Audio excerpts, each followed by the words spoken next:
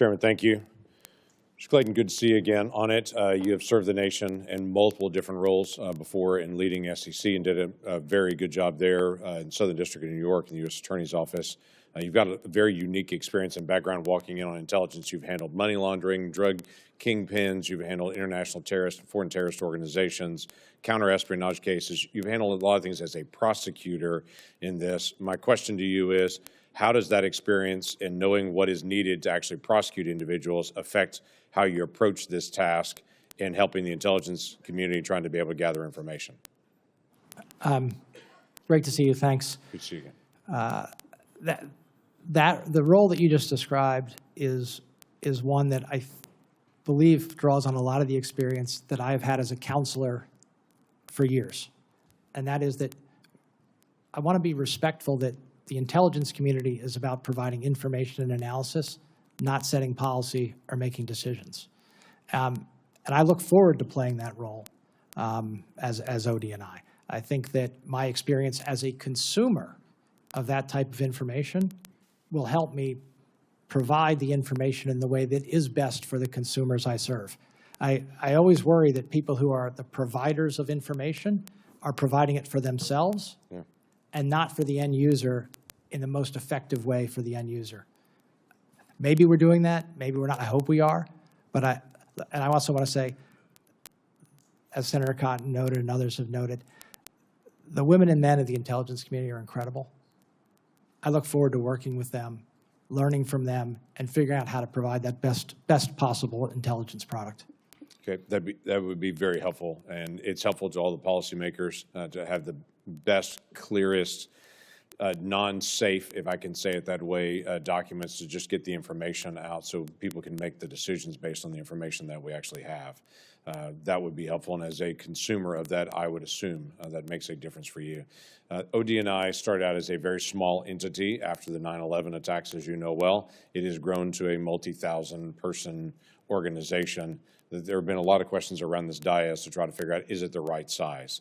We have a lot of people that are detailed from a lot of our intelligence agencies to the Director of National Intelligence Office now, and we're trying to be able to figure out if that's the right places to continue to be able to pull people out of their agencies and pull them over there, or some of them be able to need to return back to their agencies. Obviously, you're not there at this point, but you've led a lot of large organizations. Tell me process-wise how you walk in to be able to look at, are we right-sized, right tasked? Do we have people here that need to actually be there? How do you make those decisions?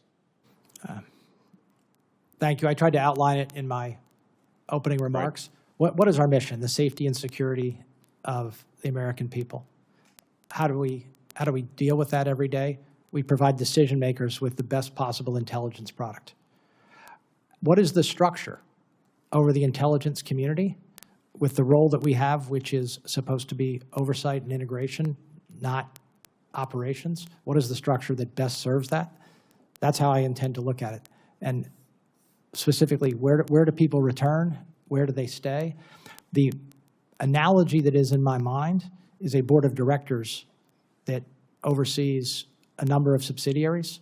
In most cases, that board of directors is fairly lean and relies on reporting from the subsidiaries with some efforts to synthesize, some committees, that is what is in my mind. Not one thing you don't want to do as a member of a board of directors, whether you're in oversight or empowerment or both, is get into the day-to-day of management. You lose perspective.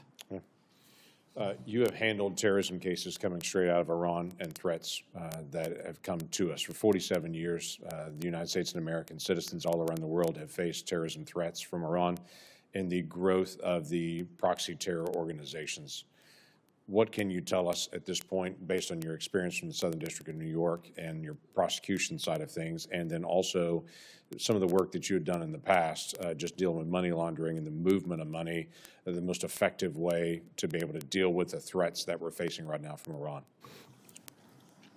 The threat's real.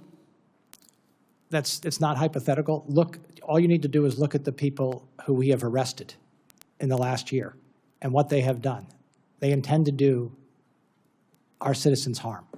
They are well-funded, and they are well-funded through channels that we need to do a better job of monitoring. Our traditional banking channels, I think, are fairly well monitored. There are new channels I would say, digital asset platforms, other channels where funding takes place that we need to do a better job on. Okay. Thank you. I yield back. Support journalism you trust. Support PBS News. Donate now, or even better, start a monthly contribution today.